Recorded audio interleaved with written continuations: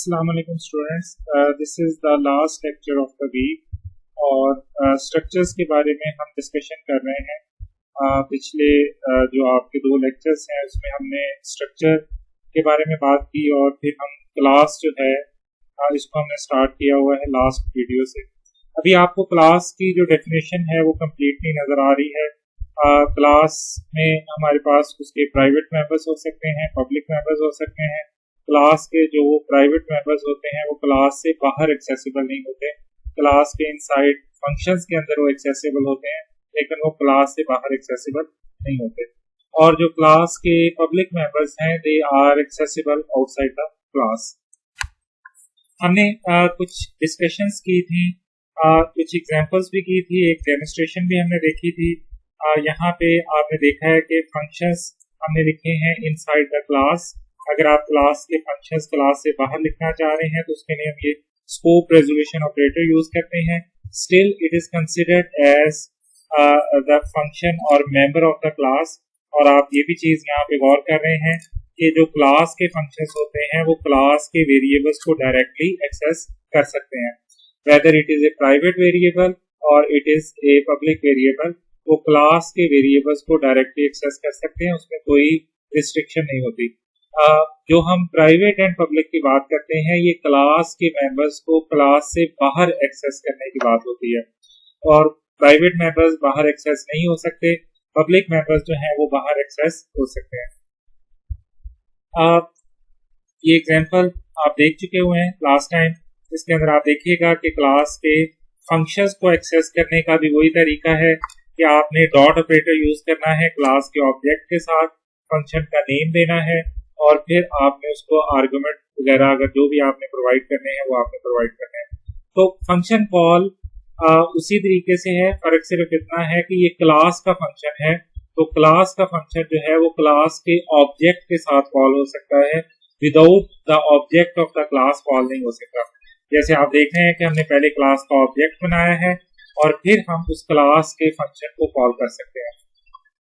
Okay जी, तो हमने ये भी बात की थी लास्ट टाइम कि हम करते ये हैं कि जो क्लास की प्रॉपर्टीज होती हैं उनको प्राइवेट बना देते हैं और जो क्लास के फंक्शंस होते हैं उनको हम पब्लिक बना देते हैं। इस तरीके को या इस मेथड को हम नॉर्मली डेटा इनकैप्सुलेशन कह रहे होते हैं या डेटा हाइडिंग कह रहे होते हैं। यहाँ पे हम प्रॉपर्टीज जो हैं इनको प्राइवेट कर देते हैं और पब्लिक कर देते हैं क्लास की फंक्शनैलिटीज को। ये और एक्सरसाइज जरा यहाँ पे देख लीजिएगा। यहाँ पे हम क्लास एक बनाने जा रहे हैं स्टूडेंट नाम की और इसकी डेटा टाइप्स हैं first name, last name, degree, registration number, age and GPA. और इसका एक इनपुट फंक्शन है जो सारी प्रॉपर्टीज को इनपुट करवा देगा और एक आउटपुट फंक्शन है जो कि सारी प्रॉपर्टीज को आउटपुट करवा देगा। इसको जरा देखते हैं। आपने क्लास स्टूडेंट बनाई, इसके अंदर नेम, कोर्स, एज, जीपीए यहाँ पे मिसिंग है, वो भी आप ले सकते हैं। फ्लोट टाइप का। पब्लिक के अंदर आपने एक इनपुट का फंक्शन लिखा है, यूजर को कह रहे हैं एंटर द नेम, इसको इनपुट करवा रहे हैं, फिर एज इसको इनपुट करवा रहे हैं, फिर ईयर इसको इनपुट करवा रहे हैं। तो एक फंक्शन आपने क्लास की सारी प्रॉपर्टीज को इनपुट करवाने के लिए लिख दिया है और दूसरा फंक्शन जो है वो आप क्लास की प्रॉपर्टीज को आउटपुट करवाने के लिए जो है वो लिख रहे हैं। यहाँ पे आपने अभी उसकी प्रोटोटाइप दी है इनसाइड द क्लास। आप देख रहे हैं कि आपने आउटपुट की प्रॉपर्टीज दी हैं, प्रोटोटाइप डिक्लेरेशन दी हुई है। आप इसकी डेफिनेशन जो है वो जाहिर है क्लास से बाहर लिखेंगे। इनसाइड द क्लास आपने स्टूडेंट के दो ऑब्जेक्ट्स बनाए हैं, इनपुट को कॉल किया है, फिर आपने आउटपुट को कॉल किया है। यहाँ पे अब आपको आउटपुट फंक्शन नजर आ रहा है।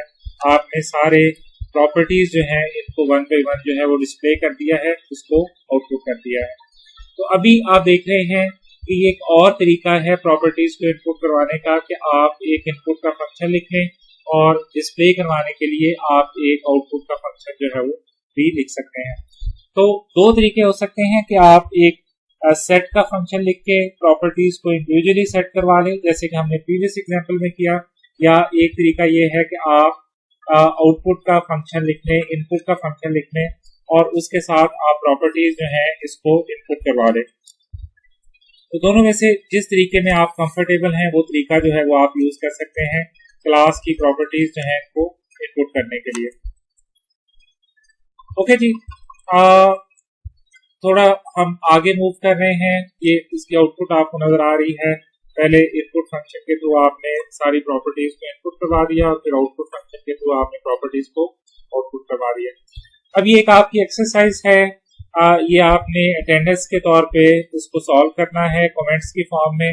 आपने एक क्लास क्रिएट करनी है विद द नेम कंप्यूटर और इसके प्राइवेट मेंबर्स बनाने हैं ब्रांड, स्पीड जो कि एक फ्लोट टाइप है, मेमोरी साइज जो कि इंटीजर है और graphic card yes and no, ये बूल टाइप आप ले सकते हैं यस एंड नो के लिए। तो पब्लिक मेंबर्स के लिए आपने इनपुट करना है और एक आउटपुट का फंक्शन लिखना है इस क्लास के लिए।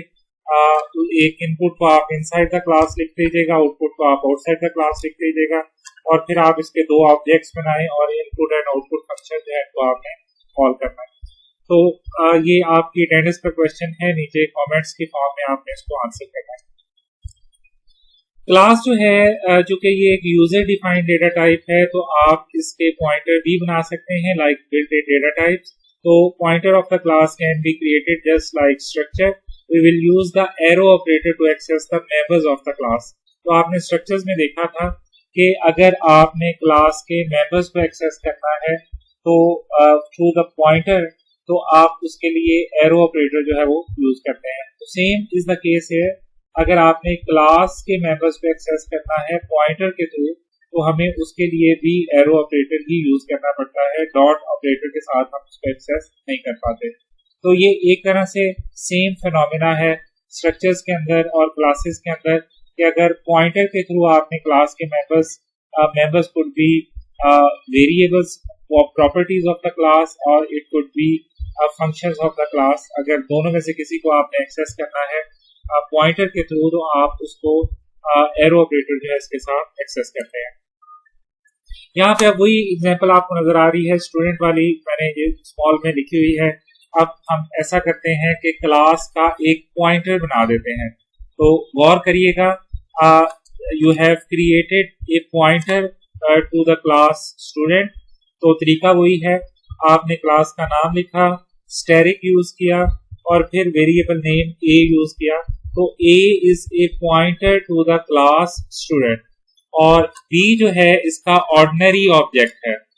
तो ए एक पॉइंटर है और बी जो है ये एक ऑब्जेक्ट है।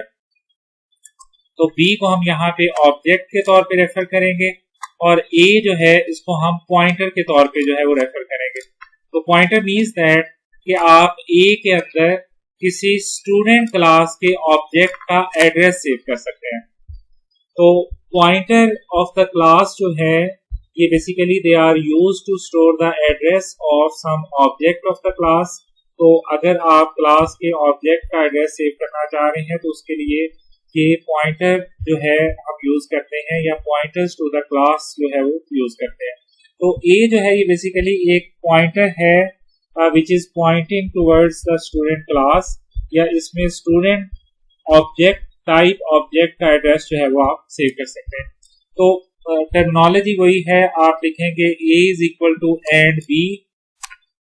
इट मीन्स दैट कि b जो ऑब्जेक्ट है इसका एड्रेस सेव हो जाएगा a पॉइंटर के अंदर। तो अब अगर आपने इसके इनपुट फंक्शन को कॉल करना है तो आप लिखेंगे a एरो ऑपरेटर और इनपुट फंक्शन को कॉल कर लेंगे, और इसी तरीके से अगर आपने आउटपुट फंक्शन को कॉल करना है तो आप एरो ऑपरेटर के साथ जो है इसका आउटपुट फंक्शन जो है वो कॉल कर लेंगे।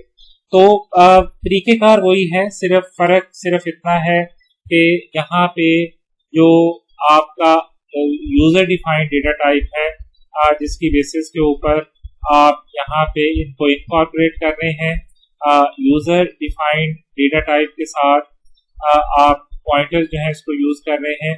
पहले आप इन पॉइंटर्स जो हैं इनको आप बिल्ट इन डेटा टाइप्स के साथ यूज कर रहे थे। तो तरीका या टर्मिनोलॉजी वही है, फर्क सिर्फ इतना है कि स्टूडेंट यहाँ पे आपकी अपनी बनाई हुई क्लास है और इन फ्लोट वगैरह जो है they are the built in data types. Okay जी, आप अगर पॉइंटर्स के through dynamic memory allocation of the class object करना चाह रहे हैं तो वो भी आप कर सकते हैं। सिंटैक्स अगेन वही है, गौर करिएगा। आप लिखते हैं स्टूडेंट स्टैटिक ए और फिर लिखते हैं न्यू स्टूडेंट। तो इसका मतलब ये है कि आपके लिए एक मेमोरी एलोकेट हो जाएगी और उस मेमोरी जो एलोकेशन है जिसमें आप एक स्टूडेंट जो है वो उसकी सारी इंफॉर्मेशन जो है वो सेव कर सकते हैं। तो आपको एक मेमोरी यहाँ पे एलोकेट हो जाएगी और उस मेमोरी का एड्रेस जो है वो सेव हो जाएगा इस पॉइंटर ए के अंदर। तो लेट्स से आपकी क्लास के लिए इतनी एक मेमोरी रिजर्व हो गई है और इस मेमोरी का जो स्टार्टिंग एड्रेस है वो इस पॉइंटर के अंदर सेव हो जाएगा। जैसे आपने एरेज के अंदर भी देखा था कि स्टार्टिंग एड्रेस ही सेव होता है। तो जो स्टार्टिंग एड्रेस है, ये जो स्टूडेंट टाइप है, इसके लिए जो स्टार्टिंग एड्रेस है वो आपके ए पॉइंटर जो है इसके अंदर सेव हो जाएगा और फिर आप उस स्टार्टिंग एड्रेस को यूज करके इस क्लास के फंक्शंस को, इनपुट फंक्शन को और आउटपुट फंक्शन जो है इसको आप एक्सेस कर सकते हैं, इसको आप यहाँ पे यूज कर सकते हैं। ओके जी, आप जो एक एरे ऑफ ऑब्जेक्ट है अगर वो बनाना चाह रहे हैं तो वो भी आप बना सकते हैं। एरे ऑफ ऑब्जेक्ट्स जो है इसके लिए आप स्टूडेंट नाम की एक डेटा टाइप जो है इसको यूज करें, नेम दें और फिर आप एक लूप चला के आप उसके इनपुट फंक्शन को और फिर उसके आउटपुट फंक्शन जो है इसको यूज कर सकते हैं। तो उसका मतलब ये है कि 3 स्टूडेंट्स का डेटा इस लूप के थ्रू इनपुट हो जाएगा 1 by 1 और फिर उन 3 स्टूडेंट्स का डेटा जो है वो आप लूप के थ्रू जो है वो आउटपुट कर सकते हैं। तो एरे ऑफ ऑब्जेक्ट्स जो है ये भी आप क्रिएट कर सकते हैं क्लासेस के लिए। अगर आप चाह रहे हैं कि आप उसके एरे एक क्रिएट करें ऑब्जेक्ट्स की, तो वो भी आप यहाँ पे आप देख रहे हैं कि इट कैन बी क्रिएटेड। तो same treatment we can do with the classes as we have done with the structures.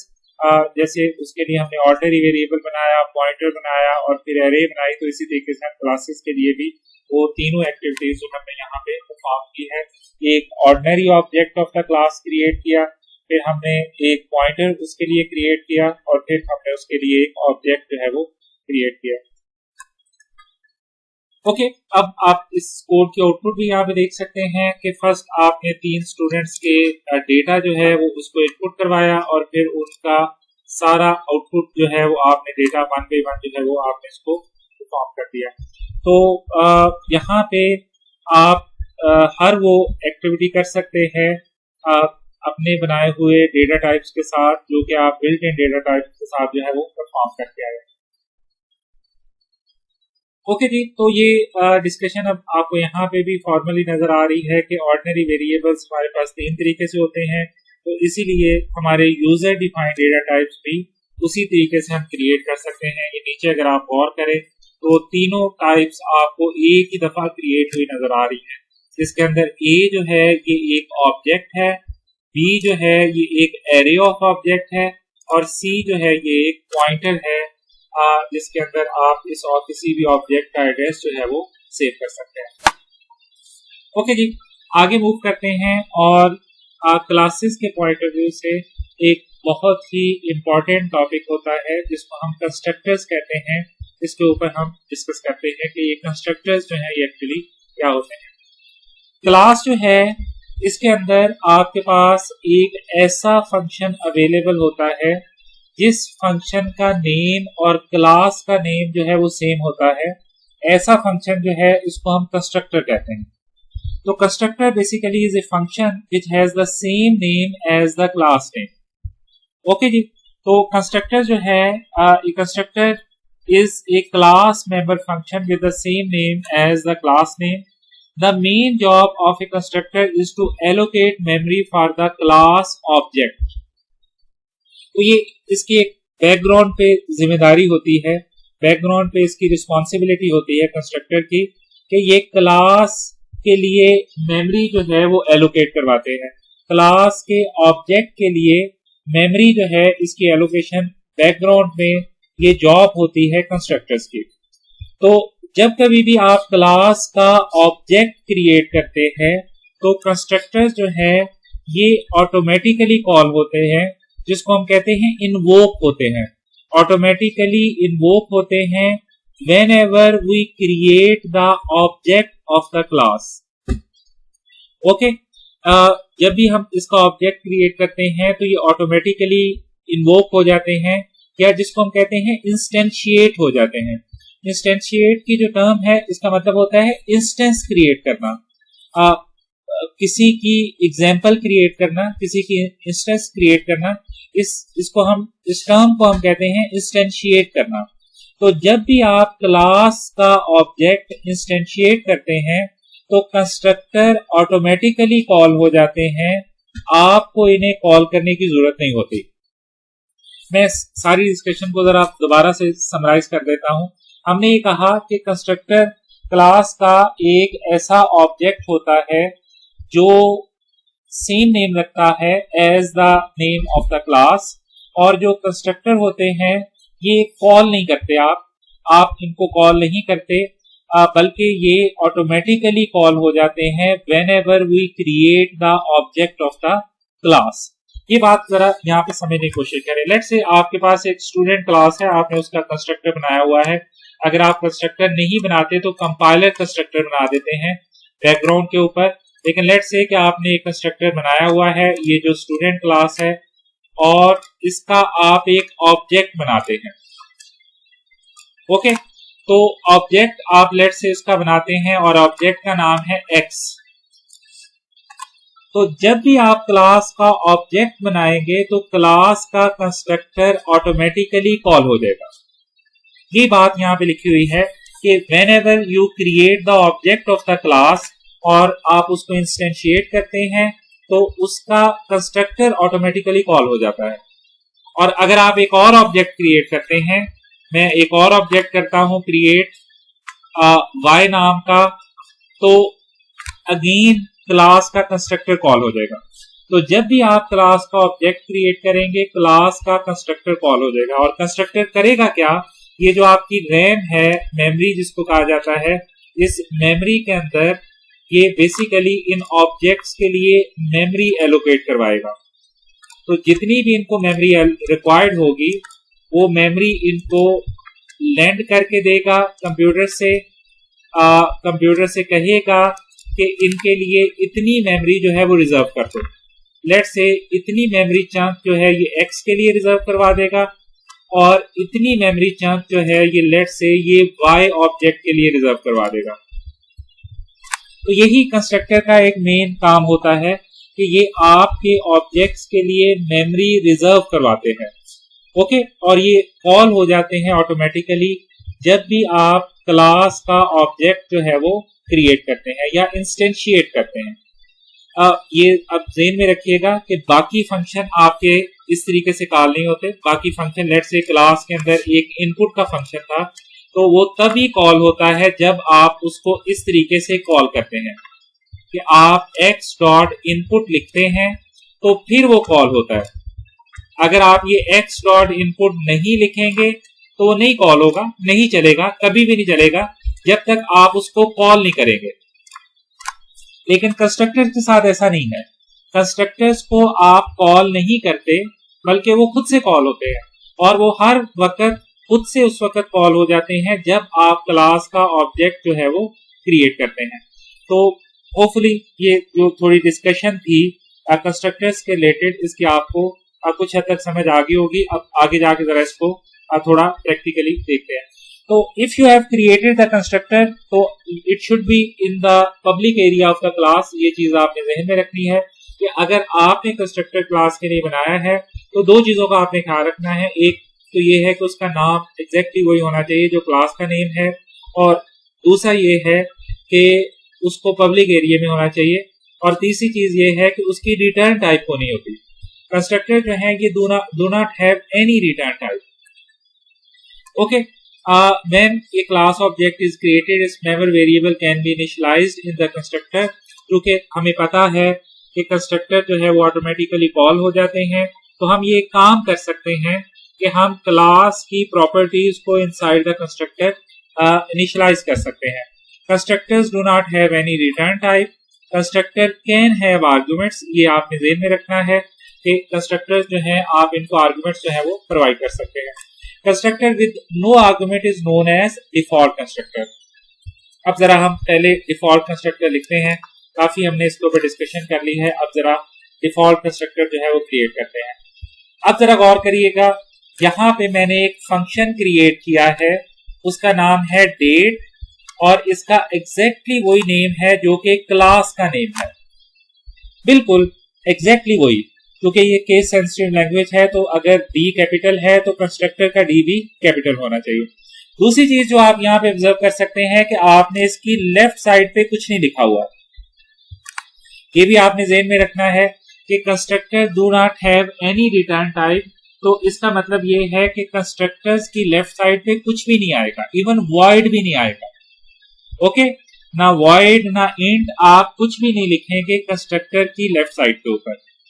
Okay, तो आप कंस्ट्रक्टर जो है यहाँ पे आपने एक सिंपल सा क्रिएट किया है। इस कंस्ट्रक्टर के अंदर आप कर क्या रहे हैं, आपने बेसिकली ये जो प्राइवेट मेंबर्स थे क्लास के, मंथ, डे एंड ईयर, इन सब को आपने जीरो कर दिया है इनसाइड द कंस्ट्रक्टर।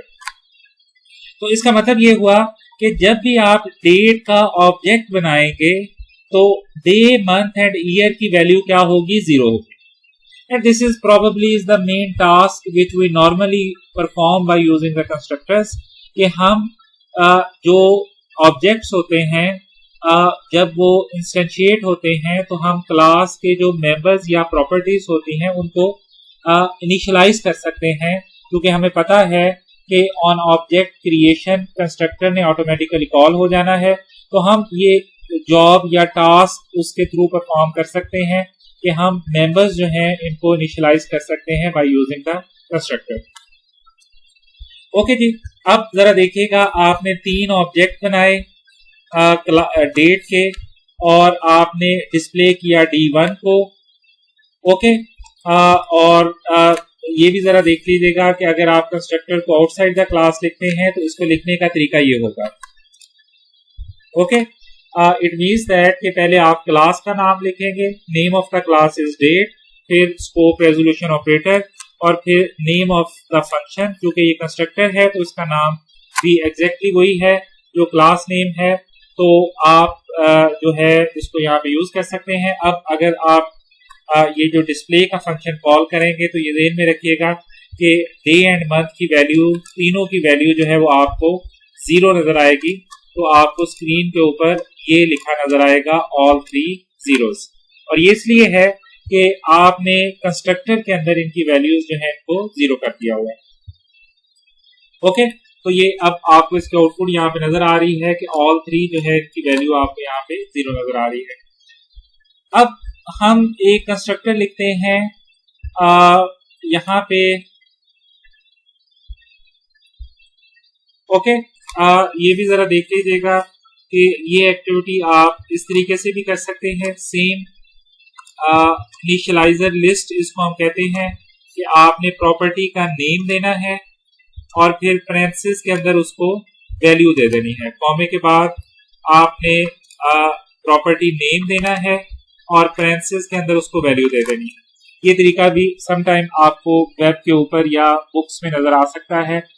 इसके थ्रू भी आप इनिशियलाइजर कर सकते हैं या इनिशियलाइजेशन कर सकते हैं without entering into the body of the constructor. आप बाहर ही जो प्रॉपर्टीज हैं उनको आप इनिशियलाइज करवा सकते हैं।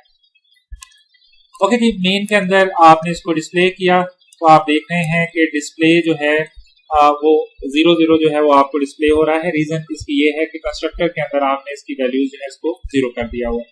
कंस्ट्रक्टर्स जो है इनको आर्गुमेंट भी दिए जा सकते हैं। यहाँ पे जरा गौर करिएगा कि हमने कंस्ट्रक्टर विद आर्गुमेंट लिखा हुआ है। यहाँ पे हमने उसके लिए 3 आर्गुमेंट्स दिए हैं, int a, int b and int c. ये आपको प्रोटोटाइप नजर आ रही है, डिक्लेरेशन नजर आ रही है, डेफिनेशन आपको बाहर नजर आ रही है। हमने लिखा month is equal to a, day is equal to b and year equal to c. अब जरा गौर करिएगा, यहाँ पे जाके हमने D1 अब ऑब्जेक्ट बनाया है। ओके, और उसके साथ ही हमने पैरेंथेसिस के साथ वैल्यूज प्रोवाइड की हैं। क्योंकि हमें पता है कि कंस्ट्रक्टर विद आर्गुमेंट है तो हमने जब ऑब्जेक्ट क्रिएट करना है तो उसके साथ ही हमने उसको वैल्यूज जो है वो प्रोवाइड कर देनी है। तो ये वैल्यूज आप जान सकते हैं कि A को 12 असाइन हो जाएगा, B को 6 असाइन होगा और C को 2015 असाइन होता है। और इसी तरीके से ए की वैल्यू जो है वो मंथ को साइन हो जाएगी, बी की वैल्यू डे को साइन हो जाएगी और सी की वैल्यू ईयर को साइन हो जाएगी। ओके, और जब आप इनको डिस्प्ले करेंगे तो ये रेलिवेंट वैल्यूज जो है वो आपको अब स्क्रीन के ऊपर जो है वो डिस्प्ले होगी। ओके, ये कोड